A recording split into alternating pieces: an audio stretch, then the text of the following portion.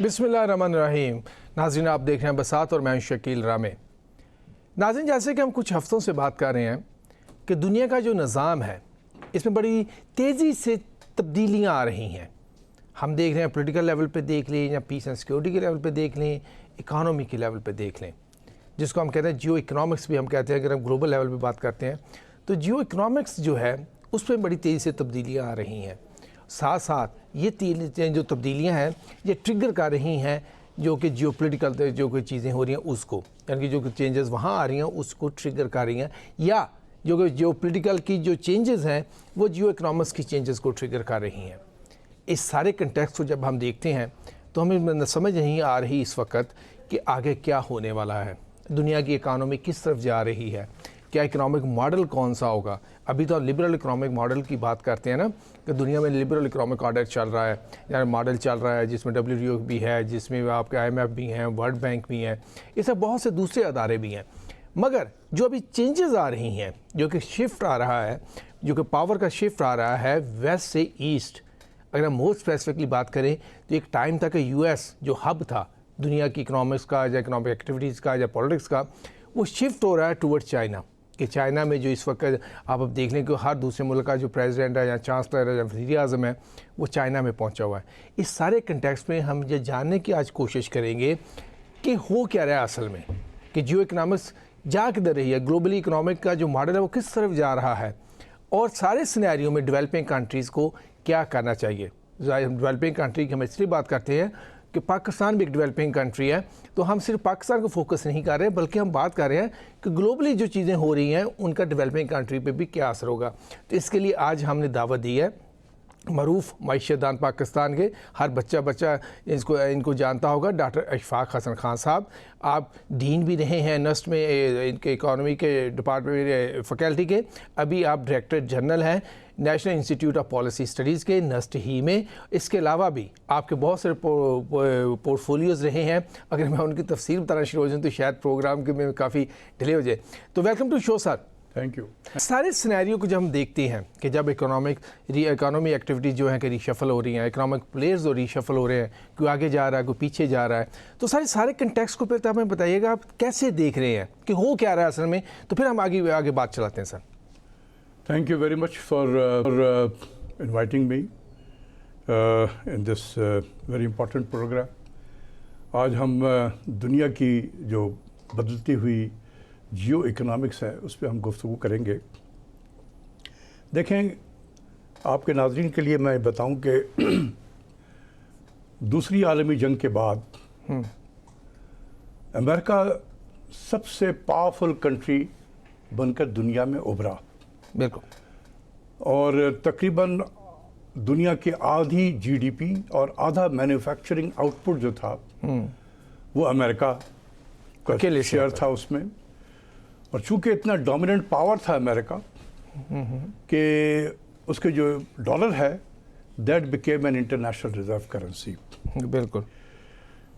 تو اتنے ڈومیننس کے بعد جب وہ ریزرو کرنسی بھی بن گیا اور پاورفل کنٹری بھی ہوا, تو امریکہ کو یہ ہوا کہ کیوں نہ میں دنیا کا ایک نظام ترتیب دوں جسے ہم بہت عرصے تک یہ جانتے رہے کہ دی سو کالڈ ورلڈ آرڈر, جس کو ہم کہتے ہیں رول بیس ورلڈ آرڈر جس کو ہم کہتے ہیں. تو رول بھی میں ڈیفائن کروں گا اور جو سوٹ مجھے کرے گا وہی رول ہوگا.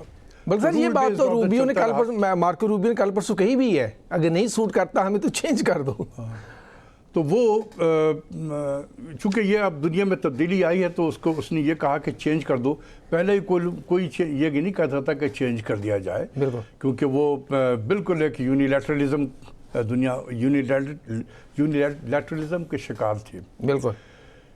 تو 1945 میں آپ یونائٹڈ نیشن کا وجود آیا جس میں امریکہ نے بہت بڑا رول پلے کیا. اور اس یونائٹڈ نیشن کے بننے سے جو ان کو پولیٹیکل مائلیج ملا تھا دنیا میں, جو پولیٹیکل سپریمیسی تھی, وہ انہوں نے اپنے قائم کر لی. اب ان کو چاہیے تھا اکنامک سپریمیسی. تو آپ نے دیکھا کہ بریٹن ووڈ کانفرنس بھی ہوا 1944 میں, اور 45 میں جا کر یہ ورلڈ بینک اور IMF وجود میں آیا. اور اس کے وجود میں آنے کی وجہ سے अमेरिका को एक जिस कहते हैं ना मॉनेटरी एंड फाइनेंशियल जो पावर है दुनिया का, वो भी उसके हिस्से में आ यानी गया। कि इंडस्ट्री कैसे चलेगी और पैसा कैसे जाएगा। उसके अलावा अमेरिका ये चाहता था कि अब दुनिया का जो तजारती निज़ाम है बिल्कुल वो भी मैं चलाऊं। तो उस वक्त जो है एक ITO बनी थी, प्रपोजल था इंटरनेशनल ट्रेड ऑर्गेनाइजेशन के नाम से, जो जब ये ब्रेटन रोड में जो कॉन्फ्रेंस हुई, जहाँ पर ये वर्ल्ड बैंक और IMF का वजूद में आया, तो वहाँ पर ITO भी एक प्रपोजल था। बिल्कुल। लेकिन वो प्रपोजल अमेरिका के सेनेटर कांग्रेस ने उसको अप्रूव नहीं किया। अच्छा, लिहाजा दुनिया वो आपस में बातचीत करते रहते थे और ट्रेड की तरफ बढ़ रहे थे। बिल्कुल। तो ख्याल आया कि ये तो सारे दुनिया आपस में बातें कर रही है, तो मैं तो कहीं पर फिगर नहीं करता हूँ। तो उन्होंने फिर general agreement on tariff and trade जो है, जिसको हम गैट कहते हैं, वो गैट में वो शामिल हुए और सबसे लीड रोल भी अमेरिका का ही गालिब शायद था, क्योंकि वो उस वक्त सर डोमिनेंट वो पावर उनकी थी। डोमिनेंस थी उस वक्त। हाँ, तो इसलिए तो आपने देखा कि सेकेंड वर्ल्ड वॉर के बाद चाहे यूनाइटेड नेशन हो, चाहे वो आलमी मालियाती अदारे हों, वर्ल्ड बैंक, IMF और तजारती इदारा जो था उस वक्त का गैट, जो बाद में WTO की शक्ल में अब आजकल वर्ल्ड ट्रेड ऑर्गेनाइजेशन बना, WTO वर्ल्ड ट्रेड ऑर्गेनाइजेशन बन गया। जी जी। तो ये अमेरिका के टोटल डोमिनेंस रही और ये काफ़ी अरसे तक 4 to 5 डेकेड्स जो है वो अमेरिका ने दुनिया पर सर रूल ये किया इस डोमिनेंस तरीके है से। जैसे आप बता रहे हैं, हाँ। जब सब अदारे उनके साथ थे, जब उनके अपने बनाए हुए थे, रूल अपने बनाए हुए थे, डोमिनेंस उनकी थी, तो फिर टूटना कब शुरू हुई? ये डोमिनेंस टूटना कब शुरू हुई? वही आ रहा हूँ, उसी की तरफ आ रहा था। मेरे नज़दीक जो है दुनिया में जो तब्दीली आई है ना, वो आई है 9/11 के बाद। अमेरिका ने 10 साल दुनिया में जंग व जदल में गुजार दिया। अफ़गानिस्तान से शुरू किया, यहाँ से निकला, उसके बाद इराक़ में पहुँचा, इराक़ से लीबिया, सीरिया होते होते फिर स्प्रिंग जो है क्या कहते हैं उसको, सूडान में एक तरफ से लेके इजिप्ट में जो क्या कहते हैं ना कि स्प्रिंग, जो यंग लोगों की जो सड़कों पे निकल आया, रेवोल्यूशन आया था, हाँ, कलर बिल्कुल। रेवोल्यूशन, वो सब होते होते होते 2010 तक, यानी कि 2001 से लेके 2010 पूरा 10 तक जो है अमेरिका ने दुनिया में मुल्कों पे जाकर हमला करना और दुनिया के निज़ाम को चेंज करने पे वो लग गए। ये वो पीरियड था 10 साल जिसमें अमेरिका ने तकरीबन $8 ट्रिलियन उनका पूरा जंग में ये खर्च हुआ, $8 ट्रिलियन। तो ये वो पीरियड था मेरे नज़दीक जिसमें चाइना को एक अनइंटरप्टेड डेवलपमेंट का जो टाइम पीरियड था वो मिल गया उसको, क्योंकि अमेरिका जो था, जो चाइना के को कंटेन करने के लिए कोशिश में लगा रहता था, वो तो जंग जदल में लग गया। बिल्कुल। तो चाइना को बहुत पीसफुल एक एटमॉस्फेयर मिला और चाइना फिर दुनिया में, अफ्रीका में, मिडिल साथ ईस्ट ही में, चाइना WTO में आ गया 2001 में WTO में भी आ गया आराम से, और उसके बाद एक क्लीन उसको अनइंटरप्टेड डेवलपमेंट जो है वो एक टाइम पीरियड मिल गया जिसमें चाइना ने अपने आप को बड़ी तेज़ी से ग्रो और किया। सर और यहाँ एक और बड़ी अहम बात हुई, इससे पहले जब रशिया का फाल भी हुआ तो उसकी तो बात करें तो वो कम्युनिज्म को अमेरिका और वेस्ट जो उसको सबसे बड़ा अपना यानी कि दुश्मन समझते थे, इस पीरियड में उन्होंने मुसलमानों को अपना दुश्मन करार दे दिया, तो इसलिए भी चाइना को टाइम मिल गया। कहने का मतलब यह है कि अमेरिका जंग जदल में लग गया, एक दिहाई जंग जदल में गुजारने के बाद उस वक्त उन्हें होश आया कि in 2010 China surpassed Japan बिल्कुल to become the second largest economy in the world and दुनिया का टॉप मैन्युफैक्चरिंग आउटपुट का वो मुल्क बन गया। बिल्कुल। तो फिर सर इसमें एक सॉरी आपको इंटरप्ट करें, छोटी सी बात, 2007-8 में फाइनेंशियल क्राइसिस भी आया था यूएस में कि जिसने पूरी दुनिया को अपने पेट में लिया था। मैं सर ये चीज़ आपसे इसलिए पूछना चाहता हूँ कि जो आप इरा बता रहे हैं 2001 से 10 तक, आप पॉलिसी मेकर में इम्प्लीमेंटेशन में बड़े एक यानी कि ना अच्छी पोजीशन पे थे, अपना क्लोजली वॉच कर रहे थे, उस फाइनेंशियल क्राइसिस ने क्या इम्पैक्ट डाला अमेरिका की पावर पे? دیکھیں اس فائنینشیل کرائسس نے تو ساری دنیا کو نقصان پہنچایا. صرف امریکہ ظاہر سی بات ہے وہیں سے اوریجنیٹ ہوا تھا, تو وہ تو بہت زیادہ ڈیمیج ہوا. بڑے بڑے بینک جو تھے وہ دنیا کے نقشے سے مٹ گئے, وال اسٹریٹ سے غائب ہو گئے. بالکل. تو وہ تو ایک تھا جس نے ساری دنیا کو تباہی وہاں پر لے آیا تھا. لیکن جو ان انٹرپٹڈ جو ڈیولپمنٹ ٹائم فریم ملا وہ چائنا کو وہ 10 سال کا تھا جب امریکہ اپنے جنگ و جدل میں لگا ہوا تھا. بالکل. جب وہ اس نے جاپان کو سرپاس کیا as a second largest and to become the second largest economy, تو وہ ان کا امریکہ کا امیجیٹ رائیول بن گیا ان ٹرمز آف اکنامک. اس وقت امریکہ نے 2011 میں پیوٹ ٹو ایشیا پالیسی اپنائی, یعنی کہ کنٹینمنٹ آف چائنا پالیسی. ہاں جی. اور وہاں سے یہ جو رائیولری ہے جیو اکنامکس کی, وہ وہاں سے پھر شروع ہوتی ہے کہ ہاؤ ٹو کنٹین چائنا. 2013 میں چائنا نے belt and road initiative launch کر دیا. سر اس پہ ہم آتے ہیں کیونکہ یہ بڑا ایک اہم, یعنی کہ آپ تو ماشاء اللہ اس پہ بڑا کام کرتے ہیں, آپ بہتر سمجھتی ہیں, آپ کے ان ممالک میں جو کہ انسٹیٹیوشن کے ساتھ بڑا کلوز کولیبریشن ہے, یہ بڑا اہم ایونٹ ہے جو کہ بی آر اے کی بات کرتے ہیں. مگر سر جو کہ انہوں نے کنٹینمنٹ کی جو پالیسی شروع کی تھی امریکہ نے, اس کے ساتھ ساتھ پولیٹیکل جو پریشر آیا چائنا پہ, میں دیکھنا کبھی اس کو ہانگ کانگ میں پرابلم کر دیتے تھے, کبھی کہتے ہیں جہاز لے کے ادھر پہنچ جاتے تھے, کبھی کچھ کرتے کبھی کچھ. تو سر اس کو چائنا نے کیسے ڈائیورٹ کیا تاکہ کسی طرح کے کنفلکٹ میں انگیج نہ کرے؟ دیکھیں that was the part of the China containment policy کہ اس کے راستے میں رکاوٹیں کھڑی کی جائیں.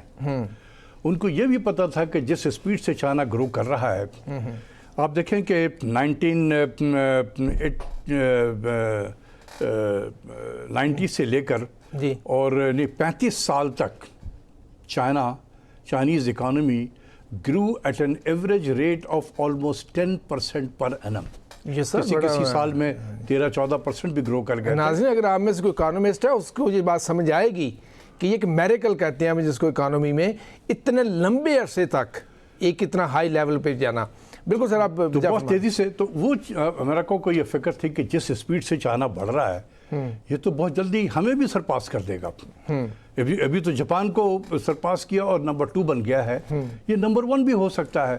تو اس کو سلو ڈاؤن کرنا چاہیے, اس کو کنٹین کرنا چاہیے تاکہ ہمیں ٹائم ملے, اور اس ٹائم میں ہم اس کو الجھا کے رکھیں مختلف طرح کے مسائل میں, جس میں یہ ہانگ کانگ کا بھی مسئلہ آتا تھا, اس میں وہ چائنیز جو آئیگور والوں کا ہے, کبھی اس کو ہم اٹھا دیا کرتے تھے انٹرنیشنل فورم پہ. ہانگ کانگ کو بہت زیادہ پروجیکشن ملا کرتی تھی. پرپس یہ تھا کہ کسی طریقے سے اس کو الجھا کے رکھا جائے تاکہ اس کے, اور ساتھ ساتھ جو ہے اس کی اکانومی کو بھی ڈینٹ کیا کرتے رہنا چاہیے. لیکن جب ہم یہ بات کہہ رہے ہیں تو چائنیز کو بھی پتا تھا کہ کنٹینمنٹ, کیونکہ یہ اوپن پالیسی تھے, پیوٹ ٹو ایشیا پالیسی 2001. سر امریکہ سمجھتا تھا میں چودھری ہوں, مجھے کس نے اپوز کرنا ہے, تو ان کو بھی پتا تھا. تو انہوں نے کاؤنٹر کرنے کے لیے 2013 میں شی جن پنگ صاحب جب بنے چائنا کے صدر, تو انہوں نے belt and road initiative launch کر دیا. یہ بڑا گیم چینجر. جو بیلٹ اینڈ روڈ انیشیٹو ہے اس نے دنیا میں اتنی زیادہ سکسیز اور اتنی تیزی سے کیا کہ آج تقریباً دنیا کے 155 ملک جو ہیں اور کچھ 30 سے 40 انٹرنیشنل ادارے جو ہیں وہ belt and road initiative China کے اس کے ساتھ میں الائنڈ ہے, ان کے ساتھ کام کر رہے ہیں.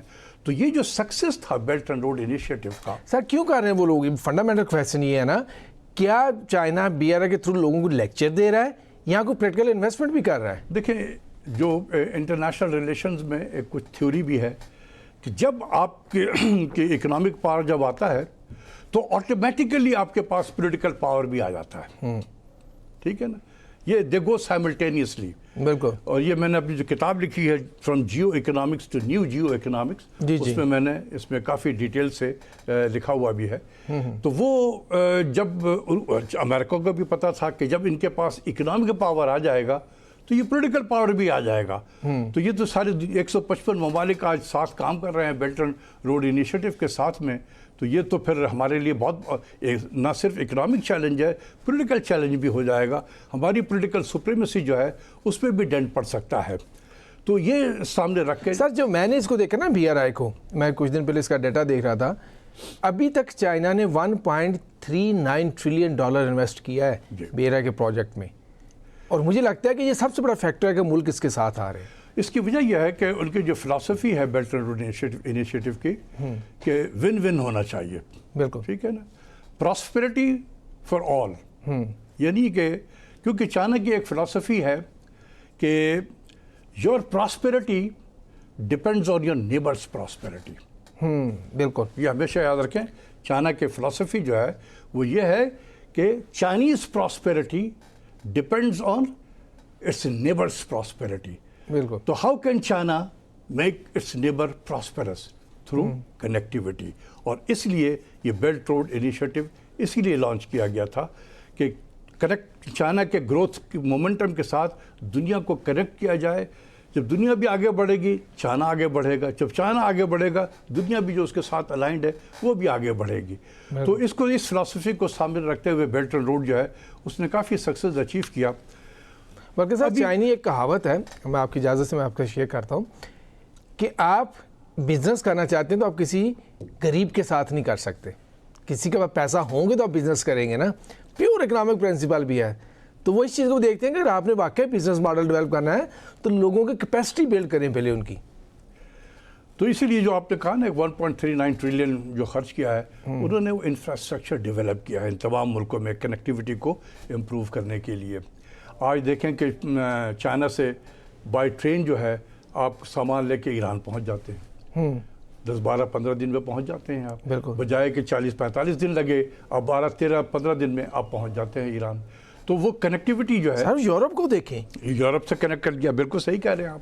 اب ان کا جو میجر ہے وہ اس کے تھرو آ رہا ہے. سر اس میں ایک اور چیز بھی ہے جس پہ ابھی ہم نا کہ ابھی اور چیزیں ہم ڈسکس کرنی ہے. ہم برکس کو بھی بات کریں گے، ہم اور جو کہ یورو ایشیا میں جو اکنامک زونز بن رہے ہیں اس پہ بھی بات کریں گے. اور اس کو پہلے بھی کنکلوڈ کر لیں. سر یہ جو ابھی ہم نے دیکھا BRI کا جو سیکنڈ فیز آیا ہے جس کو 2023 کے بعد کہتے ہیں، اس میں تو انہوں نے پورا گلوبل آرڈر کا جو اکنامکس کا ہے چائنا کہتا ہے گرین کرو، گرین ڈیولپمنٹ. اب سر آپ اس کو کیسے دیکھ رہے ہیں؟ دیکھیں دنیا میں جو ہے خاص کر یورپ اور جتنے بھی ویسٹرن ورلڈ ہیں وہ گرین گرین گرین پہ بہت زیادہ زور دے رہے تھے اور چائنا کو ملائن اس لیے کر رہے تھے کہ وہ کہتے ہیں کہ جی آپ ونٹر ٹائم میں آپ بیجنگ میں جائیں تو اتنا اسموگ آپ کو ملے گا پورے شہر میں کہ سانس لینا پرابلم ہے، جیسے ہمارے لاہور میں نظر آتا ہے. تو چائنا کو کافی ملائن کیا کرتے تھے. تو چائنا نے پھر کافی انویسٹمنٹ کیا اس گرین ٹیکنالوجی پہ اور اپنا وہ مسئلہ اسموگ والا نہ صرف اپنا بیجنگ میں حل کیا بلکہ اکراس چائنا جو ہے وہ اس نے اس کو ایڈریس کیا. اور سب سے زیادہ دنیا میں اگر کسی نے انوائرمنٹ پہ اور گرین ٹیکنالوجی پہ انویسٹمنٹ کیا ہے تو وہ چائنا نے کیا. تو چائنا کو بھی پتہ تھا کہ ویسٹرن ورلڈ کی جو کمزوری ہے وہ گرین ہے، اس لیے انہوں نے اس کو بہت زیادہ ایمفسائز کرنا شروع کیا تاکہ وہ پھر کوئی اور کس چیزوں پہ کرٹیسزم نہ کرے انہیں. لہذا یہ سلسلہ چلتا رہا اور چائنا چپکے سے اپنے خاموشی سے ایک فلسفی چائنا کی یہ ہے کہ کام خاموشی سے کرو، چپ سے کرو. سر یہ تو ہم سے بالکل ڈیفرنٹ ہے. ہم کام کرنا کریں بڑھ کے ہم بہت مارتے ہیں. جب China Pakistan economic corridor launch کیا 2015 میں، یقین کریں کہ جو ہم نے گیم چینجر اور فیٹ چینجر کا نعرہ لگایا، کوئی نعرہ بچا نہیں دنیا میں. جو ہے وہ گیم چینجر ہے پاکستان کے لیے، فیٹ چینجر ہے پاکستان کے لیے. اور ہم نے ابھی کچھ ایڈوانسمنٹ نہیں کی تھی، دنیا کو اپنے پیچھے لگا لیا. دنیا حیران ہو گئی کہ پتہ نہیں کیا ہو رہا ہے پاکستان میں. یہ گیم چینجر اور فیٹ چینجر کی باتیں ہو رہی ہیں، ہر طرف $46 بلین کے پروجیکٹ سائن ہو گیا فلاں. ہم نے اتنا شور مچایا کہ اپنے پیچھے دنیا کو لگا لیا. اب کتنا اس میں سکسیس ہوا ہے، پہلے فیز میں کچھ کامیابی ضرور ہوئی ہے، اس میں اور بھی بہت ہو سکتی تھی. اگر ہم دنیا کو اپنے پیچھے نہ لگاتے، چائنیز فلسفی پہ کام کرتے، خاموشی سے سر جھکائے اپنا کام کر رہے ہوتے. لیکن جب کام ہوگا وہ نظر آئے گا. بالکل. جب لوگوں کو بینیفٹ ہوگا خود دیکھیں گے. نہ ہمیں اخبار میں ایڈ دینے کی ضرورت پڑے گی اور نہ دنیا کو اس میں تو ہمیں بتانا نظر پڑے آتا گا۔ تھا، ایڈز زیادہ نظر آتے تھے، بڑی بڑی اسٹیٹمنٹ زیادہ نظر آتی تھیں. اور جب سر یہ بھی دیکھیں بڑا بڑا فیکٹر ہے کہ جب آپ دیکھتے ہیں گلوبل لیول پہ لوگ جو کہ سی پیک کے خلاف پروپیگنڈا کرتے ہیں تو اس پہ بات کرتے ہیں وہ کہ یہ آپ کے منسٹر ہی کہہ رہے تھے یہ ہونا، یہ ہوا نہیں، تو ان کو یہ سمجھ نہیں آئی. اچھا سر سی پیک پہ بھی بات کرتے ہیں، جب اب یہ بن چکا ہے BRI پورا، آپ اس کو دیکھ رہے ہیں جی ایک گلوبل ٹریڈ کے لحاظ سے بھی ایک انیشیٹو بن جائے، کیونکہ ابھی تو انویسٹمنٹ پہ مین فوکس تھا نا جو بھی ٹریڈ کا ہے. جو میں دیکھ رہا تھا کہ ابھی چائنا اس پہ کافی فوکس کر رہا ہے، تو کیا BRI ٹریڈ کا بھی کوئی بلاک بنا سکتے ہیں، رول سیٹ کر سکتے ہیں؟ دیکھیں یہ جو تھا نا success of belt and road initiative China, انہوں نے اننرو کر دیا ویسٹرن ورلڈ کو کہ یار ہمیں بھی کچھ اس کا مقابلہ کرنا چاہیے. تو انہوں نے سن 2021 میں سپٹمبر میں جو G20 سمٹ ہوئی اس میں ایک نیا نعرہ لگایا B3W، بالکل. Big better world. سر یہاں پر ہمیں ایک بریک لینا چھوٹا سا، بریک کے بعد آئیں گے تو ناظرین ہم دوبارہ بات شروع کریں گے. لیتے ہیں ایک چھوٹا سا بریک.